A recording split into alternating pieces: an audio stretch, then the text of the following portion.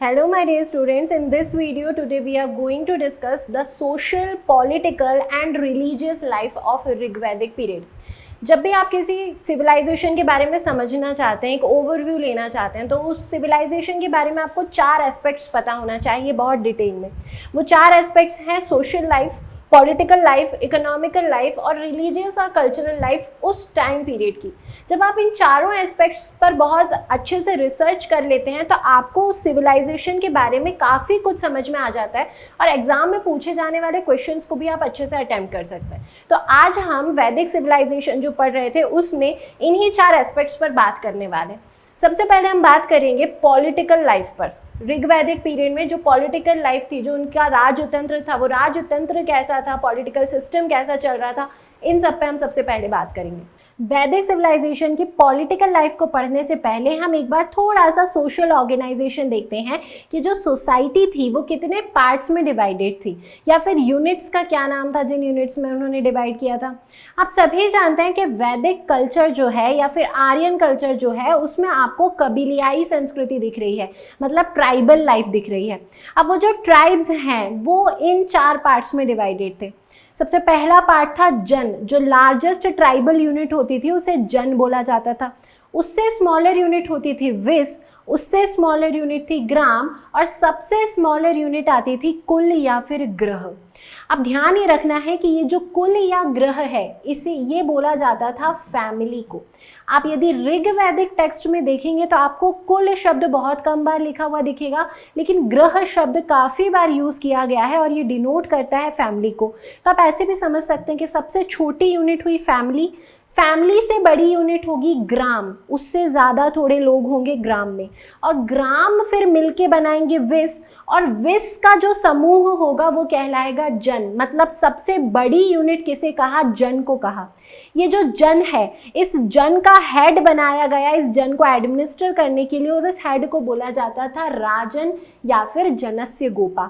विस का हेड हुआ करता था विस्पति, ग्राम का हेड होता था ग्रामणी, और कुल या फिर फैमिली का हेड होता था कुलप या फिर गृहपति. अब राजन जो है उसको एडवाइस करने के लिए असेंबलीज बनाई गई या फिर आप बोल सकते हैं काउंसिल्स बनाई गई. तो हमें ऋग्वेद से ये पता चलता है कि 4 असेंबलीज उस समय वर्क करती थी. उन 4 असेंबलीज का नाम था सभा, समिति, विदत और गण. अब ये सभा, समिति, विदत और गण, इनका फॉर्मेशन हुआ था राजन को एडवाइस करने के लिए. मतलब ये एडवाइजरी काउंसिल्स की तरह उस समय बिहेव करती थी. सभा और समिति सबसे ज्यादा इंपॉर्टेंट काउंसिल्स हैं. इसमें भी यदि देखा जाए सभा, तो सभा ऐसी काउंसिल थी जिसमें कॉमन पीपल को इलेक्ट किया जाता था. मतलब आम लोग ही हुआ करते थे. उसमें मेन भी होते थे, वुमेन भी होती थी, और वो मिलके कुछ डिसीजंस लेते थे सोसाइटी के बारे में या फिर वो एडवाइस किया करते थे राजन को. इसके बाद यदि आप समिति की बात करें तो समिति एक ब्यूरोक्रेट्स का हुआ करता था. मतलब इसमें मोस्ट इंपॉर्टेंट पीपल हुआ करते थे आपकी सोसाइटी के. ये जो समिति है इसमें विमेन अलाउड नहीं थी. विमेन का जो हस्तक्षेप है वो आपको सिर्फ दिखता है सभा और विदत में. विदत किसके लिए फॉर्म की गई थी? विदत फॉर्म की गई थी, आपने देखा कि अभी ये जो पूरी सोसाइटी आपकी चल रही है ये ट्राइबल सोसाइटी है. अब वेरियस ट्राइब्स के बीच में, ट्राइब्स की जो स्मॉलेस्ट यूनिट है उन्हें ग्राम कहा जाता था. अब एक ग्राम और दूसरे ग्राम के बीच में युद्ध होता था, उस युद्ध को संग्राम बोला जाता है. अब ये जो डिस्प्यूट्स हो रहे हैं, ये जो युद्ध हो रहे हैं, इन युद्धों में ट्रीटी करने के लिए या फिर किसी ट्राइब ने यदि किसी दूसरे ट्राइब को हरा कर वहाँ से पूरे उसके मवेशी लेकर वो आया तो उसका डिस्ट्रीब्यूशन कैसा होगा, प्रॉपर्टी का डिस्ट्रीब्यूशन क्या होगा, ये जो छोटे छोटे जो आपके डिफरेंसेस होते हैं, म्यूचुअल डिफरेंसेस होते हैं, उनको सॉल्व करने के लिए बनाई गई थी विदत. और विदत में भी कॉमन पीपल हुआ करते थे. मतलब यहाँ पर आपको मैन भी दिखेंगे और विमेन भी दिखेंगी. उसके बाद जो लास्ट टाइप की आपको काउंसिल दिखी वो थी गण. गण और समिति में दोनों सिमिलैरिटीज दिखती हैं कि यहाँ पर गण में और समिति में आपको सिर्फ मेल्स दिखते हैं और हायर टाइप के पीपल दिखते हैं सोसाइटी के. मतलब ज़्यादा पढ़े लिखे और ज़्यादा विद्वान लोग आपको दिखेंगे समिति में और गण में. और बाकी आपको सिमिलैरिटी दिखती है सभा और विदत के बीच. तो सभा और विदत दोनों में ही विमेन इंक्लूडेड थी. ये एग्जाम में कई बार क्वेश्चन आता है कि सभा और समिति में से कौन सी ऐसी काउंसिल है जिसमें विमेन इंक्लूडेड थी. तो हमेशा ध्यान रखिए विमेन को इंक्लूड किया गया था केवल सभा में, समिति में वो अलाउड नहीं थी. सभा और समिति का इंपॉर्टेंस आप इस बात से भी देख सकते हैं कि ऋग्वैदिक पीरियड में सभा और समिति को प्रजापति की 2 डॉटर्स बोला गया. अब ये तो काउंसिल्स की बात हुई। अब हम देखते हैं कि वेरियस मिनिस्टर्स कौन होते थे, इंपॉर्टेंट मिनिस्टर्स कौन होते थे जो राजन को एडवाइस करते थे। इंपॉर्टेंट मिनिस्टर्स होते थे जो राजन को एडवाइस किया करते थे, उनको कहा जाता था रत्नी। और इनके अलावा एक मोस्ट इंपॉर्टेंट मिनिस्टर आपको मिलता है जो कि है पुरोहित। राजा हमेशा कोशिश करता था कि वो पुरोहित को प्लीज करे। क्यों कोशिश करता था? क्योंकि पुरोहित ही था जो मीडिएटर था सभा समिति ये वाली काउंसिल्स और राजा के बीच में। राजा के कोई पॉइंट ऑफ व्यू को या किसी बात को यदि मनवाना है सभा और समिति से, तो बीच का जो काम करता था वो काम करता था पुरोहित। ये पुरोहित में अक्सर ब्राह्मण्स हुआ करते थे। तो यहीं से एक सिस्टम डेवलप होना स्टार्ट हुआ कि राजा को भी किसको प्लीज करना पड़ रहा है, ब्राह्मण्स को प्लीज करना पड़ रहा है, पुरोहितों को प्लीज करना पड़ रहा है। और यहाँ से एक सोशल डिफरेंशिएशन भी आपको आगे बढ़ता हुआ दिखेगा कि राजा उन्हें प्लीज करने के लिए कई सारे गिफ्ट्स भी देता था। होता ऐसा था कि राजा को आपने हेड बनाया जन का। जन है एक ट्राइबल यूनिट, सबसे बड़ी ट्राइबल यूनिट। अब राजन का काम क्या है? युद्ध लड़ना, और दूसरी जो ट्राइब है उस ट्राइब से जो भी वेल्थ आपको मिली है उस वेल्थ को लेकर आना और उसको अपनी सोसाइटी में डिस्ट्रीब्यूट करना। अब जब ये डिस्ट्रीब्यूशन होता था तो राजा कोशिश करता था कि वो सबसे ज़्यादा बड़ा पार्ट दे दे पुरोहित को। और जब वो पुरोहित को बड़ा पार्ट देता था तो इससे पुरोहित ज़्यादा वेल्दी होना स्टार्ट हुए और सोशल डिस्क्रिमिनेशन धीरे धीरे आके बढ़ना स्टार्ट हुआ। और आपको दिखेगा कि उत्तर वैदिक काल में ये पुरोहितों की स्थिति बहुत ज़्यादा अच्छी हो गई थी और दूसरे पार्ट्स जो सोसाइटी के उनको ये डोमिनेट करना स्टार्ट हो गए थे। आपको ध्यान ये रखना है कि सबसे इंपॉर्टेंट जो मिनिस्टर हमें दिखता है वो कौन है? पुरोहित है। और पुरोहित राजा की बात रखता था सभा और समिति के बीच में, ताकि राजा की बात को माना जाए, उसके डिसीजंस को माना जाए। उसके अलावा रत्नी में काफ़ी सारे दूसरे मेंबर्स आते थे, दूसरे मिनिस्टर्स आते थे। एक और इम्पॉर्टेंट मिनिस्टर यहाँ पे हमें देखने को मिला है जो कि है सेनानी। बोला जाता है कि राजा के बाद जो सेकंड इम्पॉर्टेंट पोस्ट हुआ करती थी उस समय वो होती थी सेनानी की पोस्ट। एक बात यहाँ पर नोट करने वाली है, युद्ध लड़े जा रहे हैं डिफरेंट ट्राइब्स के बीच में, लेकिन कोई पर्टिकुलर मिलिट्री फॉर्म नहीं की है अभी तक राजा ने। तो आपको ऋग्वैदिक पीरियड में कोई पर्टिकुलर मिलिट्री नहीं मिलेगी, मिलिट्री सिस्टम नहीं था। तो फिर युद्ध कैसे लड़े जाते थे? युद्ध ऐसे लड़े जाते थे कि जो कॉमन पीपल हैं, एक ट्राइब, मतलब मान लीजिए एक ट्राइब ए है और दूसरा ट्राइब बी है। अब ए और बी के बीच में युद्ध होना है, वॉर होना है, तो जो ए के लोग हैं, जो कॉमन लोग हैं, वो ही युद्ध लड़ेंगे बी के कॉमन लोगों से। तो ये जो कॉमन पीपल हैं, ये कॉमन पीपल ही बिहेव करने लगते थे सोल्जर्स की तरह युद्ध के समय, और फिर बाकी के समय ये अपना जो नॉर्मल ऑक्यूपेशन कर रहे हैं, जो डेली लाइफ इनकी चल रही है, वैसे ही डेली लाइफ चलती थी। उस समय जब युद्ध के समय इनको गाइड करने का काम होता था, वो काम करता था सेनानी। तो राजा के बाद सेकंड इंपॉर्टेंट पोस्ट बताई गई है सेनानी को। अब अभी तक हमने देखा कि राजन क्या होता था, राजन का काम क्या है, ट्राइब्स को कैसे उन्होंने डिवाइड किया है सोसाइटी में। उसके बाद आपने देखा कि राजा को एडवाइस करने के लिए कौन सी समितियां बनी, कौन सी काउंसिल्स बनी। फिर हमने इंपॉर्टेंट मिनिस्टर्स देखे। मिलिट्री के बारे में हमने बात की कि कोई इंपॉर्टेंट मिलिट्री इन्होंने फॉर्म करके नहीं रखी थी। अब हम बात करते हैं क्या यहाँ पर कोई प्रॉपर टैक्स सिस्टम था। सभी जानते हैं कि ऋग्वैदिक सोसाइटी जो थी वो एग्रेरियन सोसाइटी नहीं थी, वो पैस्टोरल सोसाइटी थी। मतलब वो सबसे ज़्यादा करते थे पशुपालन, डोमेस्टिकेशन सबसे ज़्यादा वो लोग करते थे। जब वो डोमेस्टिकेशन सबसे ज़्यादा करते हैं तो इकोनॉमिक कंडीशन उस सोसाइटी की बहुत ज़्यादा अच्छी नहीं है, और टैक्स जैसी कोई चीज़ हमें नज़र नहीं आती। ऋग्वेद में को जब भी आप पढ़ेंगे तो आपको टैक्स कलेक्शन जैसी कोई बात नज़र नहीं आती। लेकिन ऋग्वेद में एक वर्ड का जिक्र है, इस वर्ड को बोला जाता है बलि। ये बलि सैक्रिफाइस नहीं होते थे, मतलब एनिमल सैक्रिफाइस या मारने जैसी कोई प्रथा नहीं है। बलि एक्चुअल में गिफ्ट्स दिए जाते थे जो पुरोहित को राजा के द्वारा, उन गिफ्ट्स को बोला जाता था बलि। अब राजा तो पुरोहित को दे ही रहा है बलि, इसके अलावा कॉमन पीपल जो है सोसाइटी के, वो राजा को प्लीज करने के लिए भी बलि देते हैं ताकि राजा उनको प्रोटेक्ट करे और ध्यान दे। तो यहाँ पर बलि का मतलब सैक्रिफाइस से नहीं है, बलि का मतलब है गिफ्ट्स से। तो आप ये ध्यान रखिए कि यहाँ पर टैक्स सिस्टम हमें नहीं दिखा, बस गिफ्ट्स दिए जा रहे हैं। और गिफ्ट्स में भी क्या दिए जाते हैं? काउज दी जाती हैं। लैंड को बहुत ज़्यादा इंपॉर्टेंट नहीं मानते ये लोग डोमेस्टिक एनिमल्स को बहुत ज़्यादा इंपॉर्टेंट मानते हैं। और अभी आप आगे देखेंगे कि एनिमल्स के लिए इनमें युद्ध भी होता है। तो कैसी सोसाइटी है ये? एक पैस्टोरल सोसाइटी है जिसमें डोमेस्टिकेशन को बहुत ज़्यादा इंपॉर्टेंस दी गई। अब पॉलिटिकल सिस्टम के बाद हम बात करते हैं सोशल लाइफ के बारे में ऋग्वैदिक पीरियड की। सोशल लाइफ जब आप देखते हैं तो यहाँ पर एक वर्ड आता है जो ऋग्वैदिक पीरियड के लिए यूज़ होता है, और वो है इगैलिटेरियन। ये जो सोसाइटी है इसे समतावादी या फिर इगैलिटेरियन सोसाइटी माना जाता है। मतलब यहाँ पर बहुत ज़्यादा आपको वेल्थ को लेके सोशल डिस्क्रिमिनेशन नहीं मिलेगा कि एक व्यक्ति बहुत ज़्यादा अमीर है, दूसरा व्यक्ति बहुत ज़्यादा गरीब है। एक समतावादी टाइप की सोसाइटी यहाँ पर मेंटेन करके रखी गई थी। क्यों मेंटेन करके रखी गई थी? क्योंकि एग्रीकल्चर तो सरप्लस अमाउंट में हो ही नहीं रहा है, सभी लोग डोमेस्टिकेशन कर रहे हैं और छोटे छोटे ऑक्यूपेशंस कर रहे हैं, तो इकोनॉमी उनकी अभी बहुत ज़्यादा अच्छी है ही नहीं। तो जो इगैलिटेरियन टाइप की सोसाइटी है ये। लेकिन यहाँ पर आपको वर्ण सिस्टम दिखना स्टार्ट हो जाता है। वर्ण में आप देखेंगे तो आपको ऋग्वेद का जो 10वां मंडल है उसमें आपको वर्ण सिस्टम के बारे में सबसे पहले पता चलता है पुरुष सूक्त में। और 4 वर्णों में सोसाइटी डिवाइड हो जाती है, जो कि है ब्राह्मण, क्षत्रिय, वैश्य और शूद्र। लेकिन देखा जाए कि ये जो वर्ण सिस्टम है तो ये वर्ण सिस्टम कैसा था, पॉजिटिव था या नेगेटिव था? तो आप यदि आज के समय से भी कंपैरिजन करेंगे तो उस समय का ये वर्ण सिस्टम बहुत अच्छा माना जाता था, क्योंकि ये बर्थ के बेसिस पर नहीं था, ये कर्म के बेसिस पर था। आप बोल सकते हैं कि जन्म के आधार पर वर्ण को डिवाइड नहीं किया गया था, कर्म के आधार पर किया गया था। यदि कोई बहुत ज़्यादा बुद्धिमान है, इंटेलिजेंट है, तो वो बन सकता है ब्राह्मण। यदि कोई बहुत पावरफुल है, फिजिकल पावर है उसमें, तो उसको आप क्षत्रिय बोल सकते हैं, वो क्षत्रिय वाला वर्ण अपना सकता है। उसके अलावा यदि कोई ऑक्यूपेशन करने में बहुत माहिर है तो वो वैश्य बन सकता है। तो ये सब सोशल डिस्क्रिमिनेशन, इस टाइप से वर्ण डिवाइडेड थे जो जन्म के आधार पर नहीं थे, कर्म के आधार पर थे।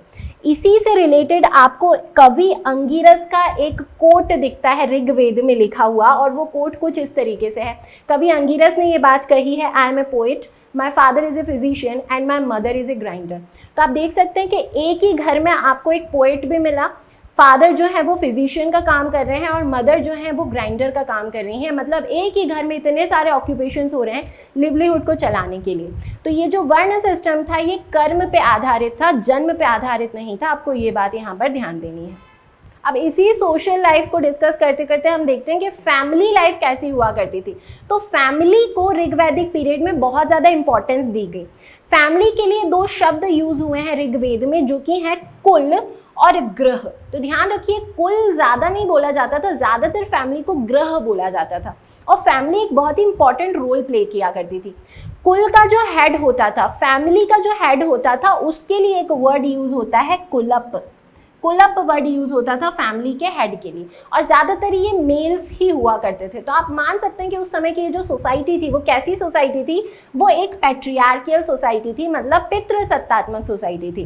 और फैमिली कितनी बड़ी होती थी? तो जॉइंट फैमिली में रहा जाता था, बहुत सारे लोग एक ही फैमिली में कंबाइनली रहते थे। तो जॉइंट फैमिली का कल्चर आपको वहाँ पर दिखता है, पैट्रियार्कियल सोसाइटी दिखती है। और ग्रह को क्या एक और नाम क्या दिया जाता है? कुल। और कुल के हेड कौन होते हैं? कुलप। ये सारी बातें आपको फैमिली लाइफ से ध्यान रखनी है। अब जब भी हम किसी सोसाइटी की या फिर किसी सिविलाइजेशन के बारे में पढ़ते हैं तो उसके जो वीकर सेक्शंस होते हैं, जैसे विमेन या फिर स्लेव्स की क्या कंडीशन है, वो सारी चीज़ें बहुत कुछ कहती हैं उस सिविलाइजेशन के बारे में। तो अब हम ये देखते हैं कि विमेन की और स्लेव्स की कंडीशन कैसी थी वैदिक कल्चर में। सबसे पहले हम विमेन की कंडीशन को डील करेंगे। तो विमेन की कंडीशन काफ़ी अच्छी मानी जाती थी उस समय। उपनयन संस्कार होता था। उपनयन संस्कार किसी भी बच्चे के ऊपर किया जाता था, उपनयन संस्कार, जब वो एजुकेशन सिस्टम स्टार्ट कर रहा है। और ये उपनयन संस्कार महिलाओं पर भी होता था। मतलब इस बात से ये समझ में आता है कि उस समय की महिलाएं एजुकेशन लेती थी, उनको ज्ञान प्राप्त करना और अर्जित करने के राइट्स दिए हुए थे। मतलब राइट टू एजुकेशन आपको मिलता है विमेन की लाइफ में। कुछ इंपॉर्टेंट स्कॉलर्स का नाम भी सामने आता है, जैसा कि आप स्क्रीन पर देख पा रहे हैं। लोपमुद्रा, घोषा, सिक्ता, विश्ववरा और अपाला, ये कुछ इंपॉर्टेंट स्कॉलर्स थी जो विदुषी कहलाती थी। तो विमेन की कंडीशन में आप ये देख सकते हैं कि उस समय राइट टू एजुकेशन था विमेन को। अब इसी के अलावा हम विमेन पर दूसरे जो रिचुअल्स होते हैं, जो दूसरे कस्टम्स होते हैं विमेन से रिलेटेड, उन पर बात करते हैं, जैसे डाउरी सिस्टम और चाइल्ड मैरिज। तो एक बहुत ही पॉजिटिव बात आपको ऋग्वैदिक पीरियड से मिलती है कि ना तो यहाँ पर डाउरी सिस्टम था और ना ही यहाँ पर चाइल्ड मैरिज थी। मतलब डाउरी सिस्टम या फिर चाइल्ड मैरिज जैसी कोई चीज़ आपको ऋग्वैदिक पीरियड में नहीं मिलती। जो मिनिमम एज रखी गई थी किसी भी विमेन की शादी की, किसी भी गर्ल की शादी की, मैरिज की, तो वो मिनिमम एज थी 16 या फिर 17 ईयर्स। तो ये जो नेगेटिव एस्पेक्ट्स हैं, ये जो बाद में जाके आपको दिखे महिलाओं के प्रति, वो नेगेटिव एस्पेक्ट्स आपको ऋग्वैदिक पीरियड में नहीं मिलते। एक और बहुत पॉजिटिव बात आपको यहाँ पर दिखती है, इस सोसाइटी में विडो रीमैरिज का भी कस्टम हुआ करता था, जिसे नियोग कहा जाता था। अब थोड़ा सा डिटेल में समझते हैं कि नियोग क्या होता है।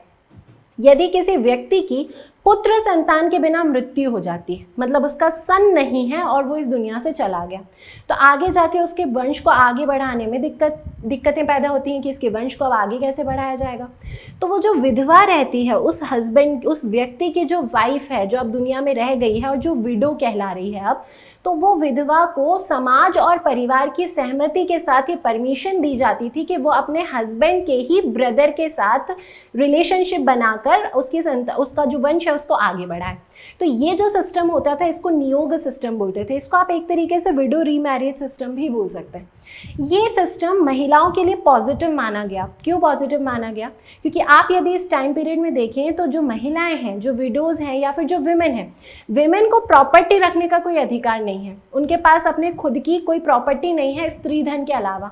अब इस कंडीशन में यदि उसके कोई बेटे के बिना, उसके पुत्र के बिना यदि हस्बैंड की मृत्यु हो जाती है, वो जो वुमेन है, वो जो विडो है, उसके आगे की लाइफ बहुत ज़्यादा अनसर्टेन हो जाती है। इस कंडीशन में नियोग प्रथा को करके उसकी लाइफ को थोड़ा सा सर्टेनिटी दी जाती है कि उसकी लाइफ पूरी तरीके से ख़त्म नहीं हुई। तो ये जो नियोग सिस्टम है ये भी एक पॉजिटिव चीज़ दिखी आपको ऋग्वैदिक टाइम पीरियड में। तो यदि आप विमेन की कंडीशन पर बात करें तो विमेन की कंडीशन उस समय बहुत अच्छी मानी जाती है। अब विमेन के बाद हम लोग देखेंगे कि स्लेव्स की कैसे स्थिति हुआ करती थी। यहाँ पर स्लेवरी सिस्टम आपको दिखता है। ऋग्वैदिक पीरियड में स्लेवरी सिस्टम है, लेकिन ये जो स्लेवरी सिस्टम है ये यूरोपियन कंट्रीज जैसा नहीं है। मतलब स्लेव्स को एक पार्ट माना जाता है सोसाइटी का, मतलब जो ऐसे लोग हैं जो हेल्प करते हैं, जो अपर क्लास के लोग हैं उनकी हेल्प करने के लिए, मतलब ब्राह्मण, क्षत्रिय और वैश्य की मदद करने के लिए ये जो शूद्र है वो शूद्र डिफाइन किए गए। दास रखे जाते थे लेकिन उनको बहुत ज़्यादा हैरेसमेंट नहीं किया जाता था उनका। तो स्लेवरी सिस्टम है, हमें दिखता है ऋग्वैदिक पीरियड में स्लेवरी सिस्टम, लेकिन वो बहुत ज़्यादा हैरास नहीं करता किसी को। मतलब स्लेव्स की कंडीशन भी आपको यहाँ पर अच्छी दिखती है। इसके अलावा यदि आप ईटिंग हैबिट्स देखें कि ऋग्वैदिक सोसाइटी में लोगों की ईटिंग हैबिट्स कैसी थी, तो वो नॉन वेजिटेरियन भी थे और वेजिटेरियन भी थे। उसके अलावा यदि देखा जाए कि इंटरटेनमेंट कैसे किया करते थे, तो कई सारे स्पोर्ट्स में वो लोग इन्वॉल्व रहते थे। जैसे डाइस के हमें कई सारे एविडेंसेस मिलते हैं जब हम ऋग्वेद को पढ़ते हैं, तो डाइस खेला जाता था, हॉर्स रेसिंग हुआ करती थी। तो काफ़ी बैलेंस्ड टाइप की सोसाइटी आप मान सकते हैं ऋग्वैदिक सोसाइटी को। अब ऋग्वैदिक पीरियड में हम इकोनॉमिक लाइफ को डिस्कस करेंगे। तो जब आप इकोनॉमिक लाइफ की बात करते हैं तो ऋग्वैदिक सोसाइटी एग्रेरियन सोसाइटी नहीं है बल्कि वो पेस्टोरल सोसाइटी है। मतलब वो लोग कैसे थे, वो लोग पशुपालन बहुत ज़्यादा करते थे, डोमेस्टिकेशन को बहुत इंपॉर्टेंस देते थे। लैंड को ज़्यादा इंपॉर्टेंस नहीं दिया गया, ध्यान रखिए, पशुओं को बहुत इंपॉर्टेंस दिया गया। और दो पशु, काऊ और हॉर्स, इन दोनों को बहुत ज़्यादा इंपॉर्टेंस दिया। काऊ के बारे में ऋग्वेद में एक शब्द यूज किया गया है अघन्या, और 176 टाइम्स अघन्या शब्द काऊ के लिए यूज किया गया है ऋग्वेद में। अघन्या का मतलब होता है जिसे मारा नहीं जा सकता। तो काऊ को बहुत ज़्यादा पवित्र उस समय माना जाता था, बहुत इंपॉर्टेंट एक एनिमल माना जाता था। इसके लिए वॉर्स भी होते थे डिफरेंट ट्राइब्स में, उन वॉर्स को नाम दिया गया था गविस्थी। तो गविस्थी क्या है? वॉर है जो काउज के लिए लड़ा जाता था डिफरेंट ट्राइब्स में। तो काऊ एक बहुत ही इंपॉर्टेंट एनिमल है और उसको क्या कहा गया? अघन्या कहा गया। ये बात ध्यान रखिएगा।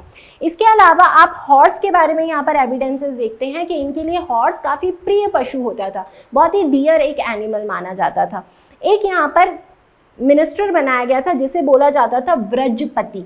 आप मिनिस्टर नहीं बोल सकते, ये टर्म यूज़ किया जाता था उन लोगों के लिए जिनके पास बहुत ज़्यादा पैस्टोरल लैंड होती है, उनको बोला जाता था व्रजपति। जो ओनर हैं बहुत ज़्यादा पैस्टोरल लैंड के, उन्हें व्रजपति कहा जाता था। तो आप इस व्रजपति नाम को ध्यान रखेंगे, अघन्या नाम को ध्यान रखेंगे और ये याद रखेंगे कि कितनी बार अघन्या शब्द का जिक्र हुआ। मतलब काऊ एक बहुत ही इंपॉर्टेंट पार्ट थी आपकी सोसाइटी की। अब बात करते हैं एग्रीकल्चर की। क्या ऋग्वैदिक पीरियड के पीपल को एग्रीकल्चर आता था? उन्हें बिल्कुल एग्रीकल्चर आता था। ऋग्वेद में हमें 24 टाइम्स एग्रीकल्चर का जिक्र मिला है। मतलब एग्रीकल्चर करना वो जानते थे, लेकिन इसे वो प्राइमरी ऑक्यूपेशन की तरह नहीं करते थे। प्राइमरी ऑक्यूपेशन था उनका डोमेस्टिकेशन ऑफ एनिमल, एग्रीकल्चर वो सेकेंडरी फॉर्म में ही करते थे और ज़्यादातर वो फॉडर उगाया करते थे, मतलब जो चारा होता है, तो अपने पशुओं के लिए ही चारा वो उगाया करते थे। बाकी गेहूँ और जौ जैसे क्रॉप्स भी हमें मिलते हैं। इसके अलावा आप ये भी एक इसका एविडेंस एविडेंस देख सकते हैं कि आपको कई बार ऋग्वेद में ये एविडेंसेस मिले, लिखा हुआ मिला कि सोइंग, हार्वेस्टिंग और थ्रेशिंग हुआ करती थी उस समय। तो एग्रीकल्चर ये लोग बहुत अच्छे से जानते थे। प्लाउ शेयर के बारे में भी जिक्र आता है ऋग्वेद में, लेकिन माना जाता है कि वो जो प्लाउ शेयर है वो लकड़ी का हुआ करता था। मतलब एग्रीकल्चर जानते हैं लेकिन सरप्लस अमाउंट पे ये एग्रीकल्चर नहीं कर रहे। प्राइमरी जो इनका सेक्टर है वो है डोमेस्टिकेशन ऑफ एनिमल, ये बात आपको ध्यान देना है। ट्रेड और कॉमर्स की जब बात की जाती है ऋग्वैदिक सोसाइटी की, तो ये समझ में आता है हमें कि चूंकि उस समय प्राइमरी सेक्टर जो है वो बहुत ज़्यादा डेवलप नहीं था, मतलब एग्रीकल्चर बहुत ज़्यादा डेवलप नहीं था, तो जो सेकेंडरी और टर्शियरी सेक्टर है वो भी बहुत ज़्यादा डेवलप नहीं था। तो ट्रेड की जब बात की जाए तो ट्रेड, इंटरनेशनल ट्रेड आपको बिल्कुल यहाँ पर नहीं दिखता।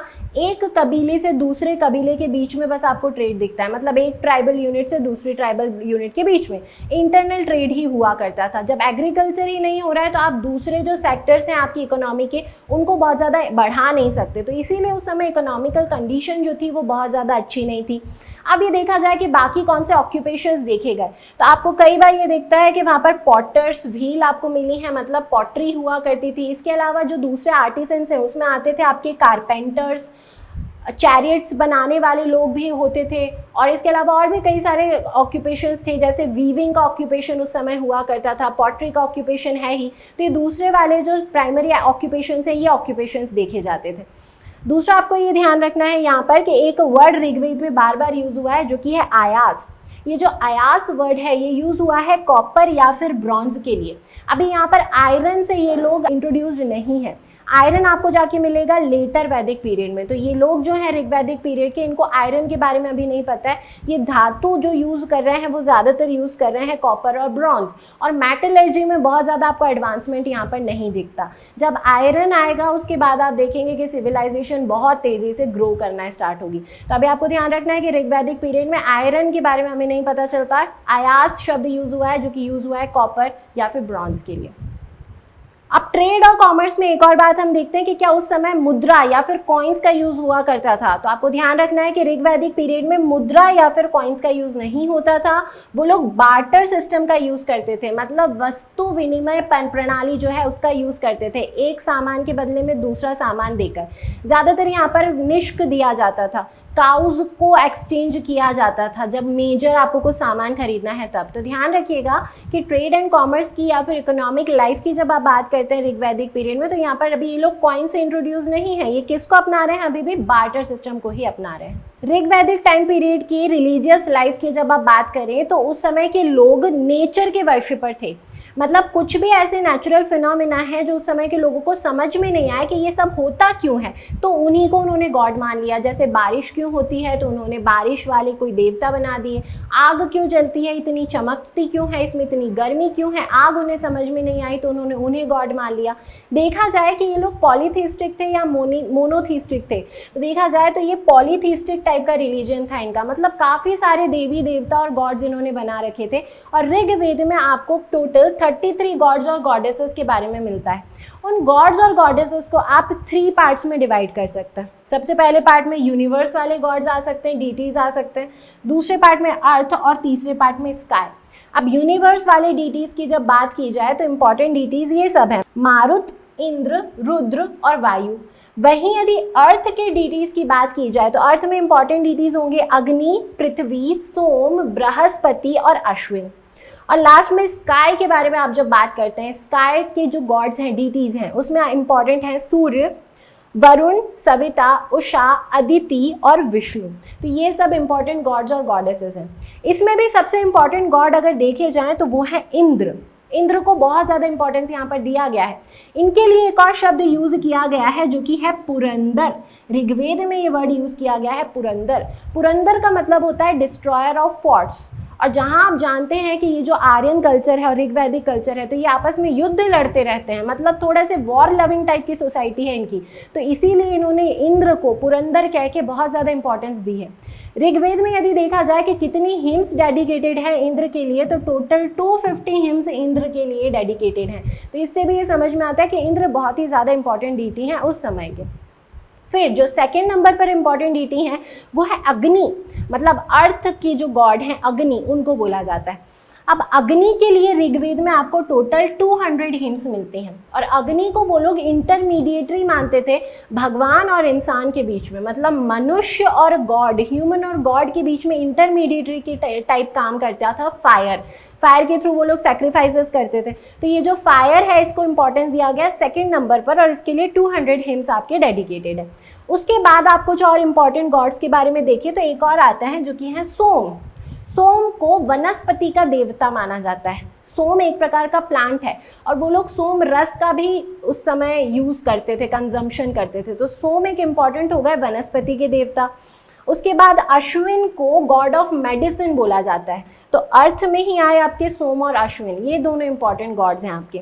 फिर आप गॉडेसेस की जब बात करते हैं तो गॉडेसेस में आपको सविता एक बहुत ही इंपॉर्टेंट गॉडेस मिलेंगी, और सविता गॉडेस के लिए गायत्री मंत्र भी लिखा गया है। ये जो सविता है इनको चमकते हुए सूर्य की देवी बोला जाता है, और गायत्री मंत्र जो लिखा गया था ऋग्वेद के 3रे मंडल में वो इन्हीं सविता को डेडिकेटेड है। तो उषा और सविता ये इंपॉर्टेंट गॉडेस हैं। उषा जो है वो गॉडेस ऑफ डॉन मानी जाती हैं, और सविता चमकते हुए सूर्य की देवी आप बोलेंगे। इसके अलावा विष्णु, सूर्य, ये सभी आपके इंपॉर्टेंट गॉड्स हैं। तो ये पूरी बात हुई आपकी रिलीजियस लाइफ की। आपको ध्यान ही रखना है कि ये मोनोथीस्टिक रिलीजन नहीं अपनाते थे। कैसा रिलीजन था इनका? पॉलीथीस्टिक रिलीजन था।